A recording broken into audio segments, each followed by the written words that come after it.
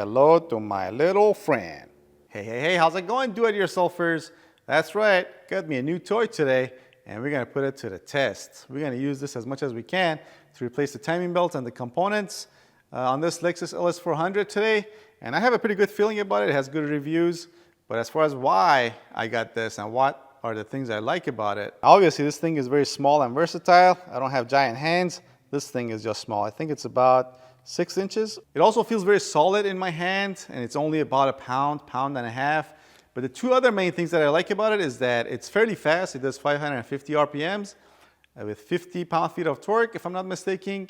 And the other one is that it's an impacting ratchet. Basically similar to an impacting gun, it uses impacts to loosen or tighten bolts and fasteners. In other words, it doesn't twist your arm around as you go to tighten the fastener, unlike most air ratchets. All right, so let's get into it. First things first, you need to disconnect the negative side of your battery. We've already done that, as you can see. Next, we're gonna remove these covers. This one here just pops off. This one on this side has this plastic screw.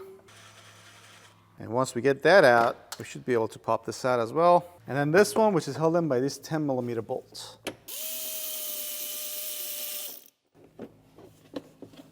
There. All right, now before we remove our serpentine belts, we're gonna loosen, not remove, but loosen these 4 nuts for our fan. This way, with the serpentine belts on, it will keep some tension and keep this from rotating. It's still gonna rotate, and you might need to just, with your other hand, hold it, but it'll come loose. There's one loose. Here's the one on the bottom. Actually, for this last one, what I'm going to do is to put some tension on the serpentine belt with my ratchet here to keep this from turning. There. Worked like a charm. All right, next we need to raise the car and drain our coolant. Before we do that, however, we're going to open up our cooling system.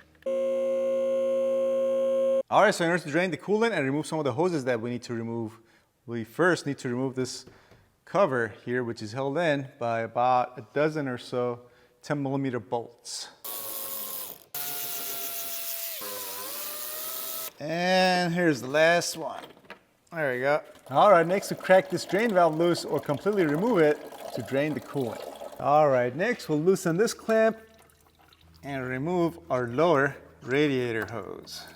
All right, back up top, and we're gonna start removing some hoses. First, this upper radiator hose. Clamps out of the way first. We're gonna undo this clamp for our secondary air injection system as well, because I believe all of this has to come out. Next, we'll give it the old twister-oo. And there's this one. And same thing here. And I already pulled out this one. Comes out pretty easy. All right, next we're gonna remove our serpentine belt. Get our 14mm ratchet on here. Give it the old twister-oo. Get it off the pulleys. And here it comes. If you're gonna reuse this, make sure you mark with whatever direction it's turning and you put it back the same way. All right, next we'll remove these nuts for our fan.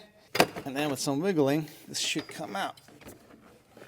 There we go. All right, so in order to remove this upper timing belt cover, it looks like we're gonna have to remove this cover, this cover, this cover, and even more so on the other side. So let's get to it.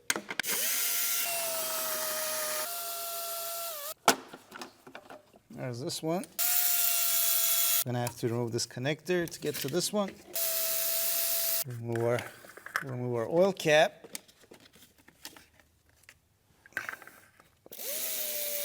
Actually, we're better off if we remove this.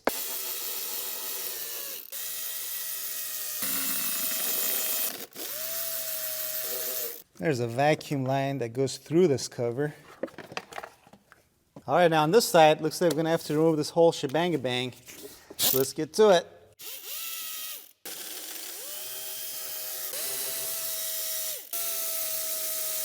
To get these vacuum hoses out of the way.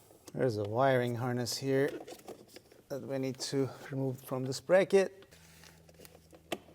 There we go. All right, there's one more bolt back here that we need to remove. All right, actually, we'll split this into 2 sections.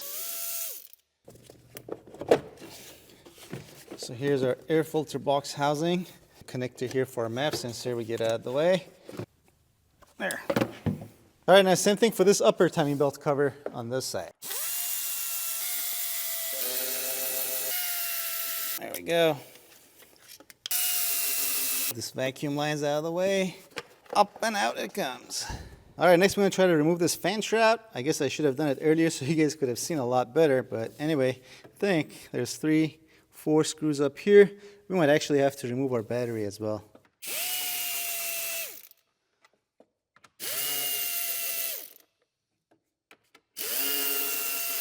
All right, just as I suspected, we can't get this out without removing the battery. But that ain't no sweat.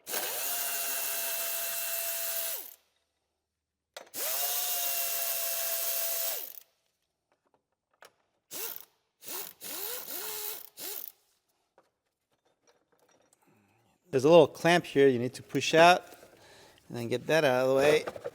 Get this plastic cover out of the way, and then get the battery out. Then get this bottom tray out of the way.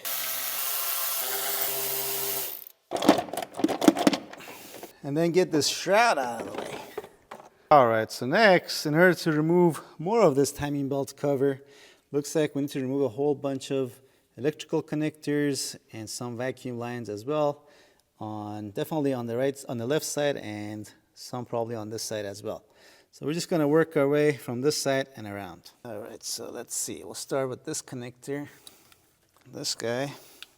Then we'll remove this one up here. We'll also get this clamp for this wiring harness out of the timing belt cover. Then there's a bracket here held in by 10mm bolts that we'll remove. Then there's a coolant line, small one, down here that we'll need to remove. I have a catch can underneath. And there's another one way down here. Oh, what's the hang up?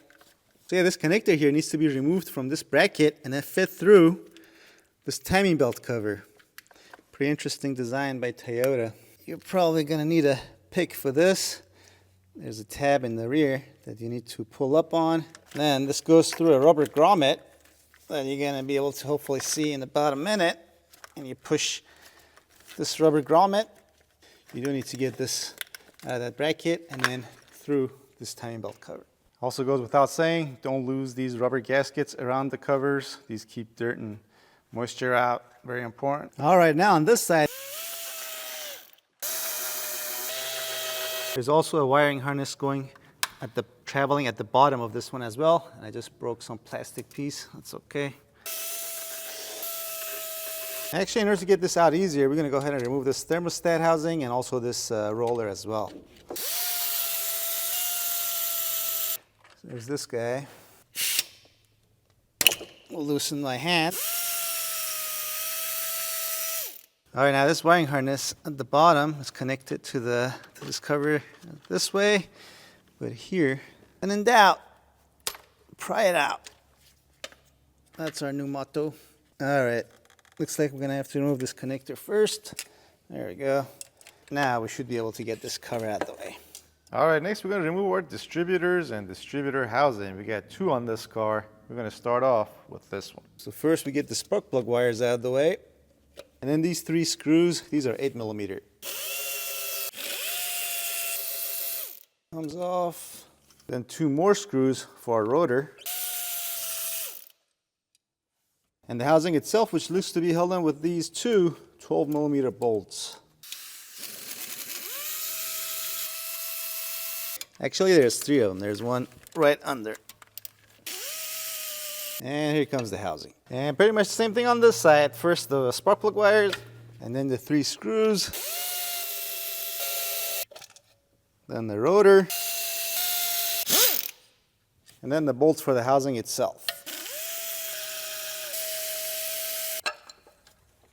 And here's this one. All right, so in order to remove this tensioner, it looks like we're gonna have to remove the alternator, as this tensioner, this part of it is right in between or behind the alternator, so we need to pull that out so we can pull the tensioner out. I think more or less the same on this side, the air compressor, or the AC compressor rather, I think is blocking some of the bolts that we need to get to, so we're gonna have to remove that one from the block itself and just push it to the side. Back on the left it goes. All right, so as far as the alternator goes, it looks like there is 1 bolt on the bottom that's also holding this transmission oil cooler lines to our alternator, and then there is 1 bolt up top.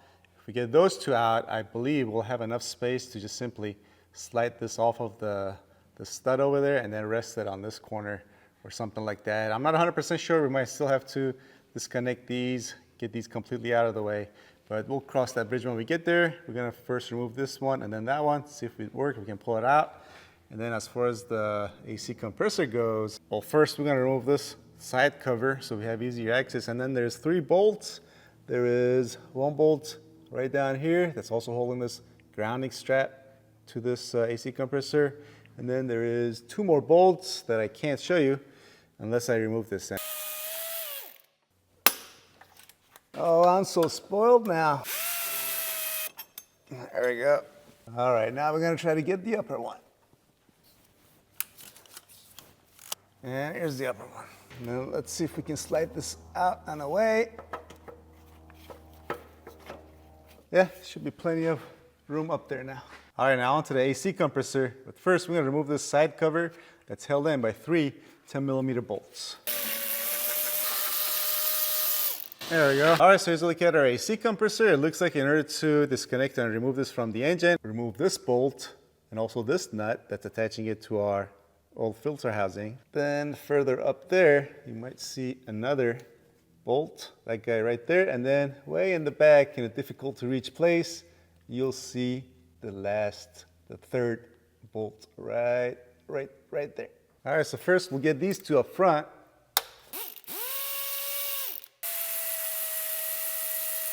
There's the bolt, and we're gonna set this grounding bracket aside. All right, next we're gonna get the bolt that's back here. That's in a hard to reach spot, but if you got the right extension and stuff, it's not super bad. Also, I wonder how much this timing belt job would be at the dealership or any mechanic shop, really, because according to the book, I haven't looked it up, but I'm nearly 100% sure that if it's gonna want you to evacuate the AC system, remove the AC compressor lines, all that good stuff, and that just adds a whole bunch of labor and at least refrigerant to this job. If I had to guess, I would say probably $1,500 at an independent shop and probably $2,500 at the dealership. Now the one up top. Should be able to get the zippy zappy in there.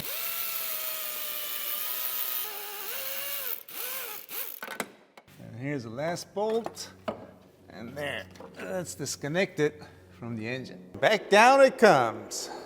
All right, now we can remove this tensioner. We need to undo these 2 nuts up here. There's another bolt down here. And then since we removed the alternator, we can slide it off. There we go. The thing we need to do actually is to remove this little bolt that's attaching our ignition coil. There is 1 more bolt that we need to remove in order to get this ignition coil out of the way. There we go. Now we'll get to put this ignition coil aside. All right, now onto our fan bracket. This one's held in, as far as I can tell right now, by nut up here, bolt here, another bolt here looks like, and then there's 1 more bolt at the bottom. And here comes our fan housing.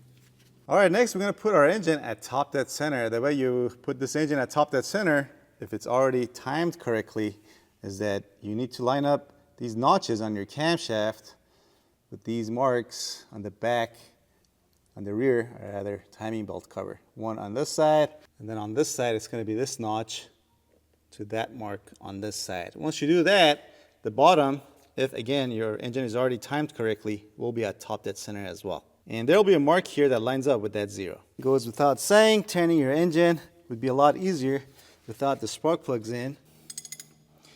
So there's the mark, but our engine is not at top dead center because the notches on our camshaft aren't lining up with the marks. So we need to keep turning. There.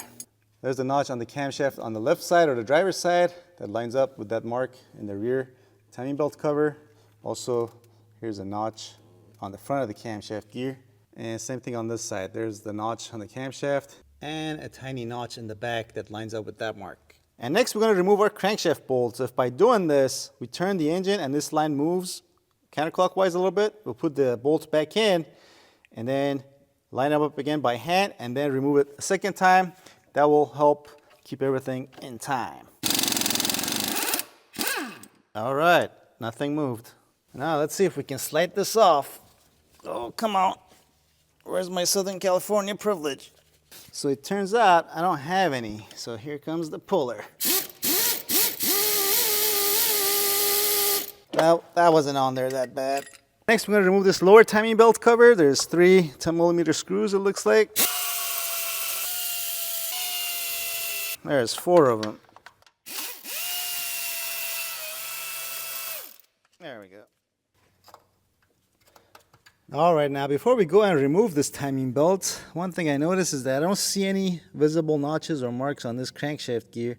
I see a small notch right there, but I don't see any markings on the engine side to line it up exactly. But I'm sure there's something there, but nonetheless, we're gonna mark its relation to the backing. And now we're gonna cut the timing belts. If anything moves, it's not gonna matter because we've marked everything already. Now, not to end this video abruptly, but see you guys in the second and final episode of this timing belt job.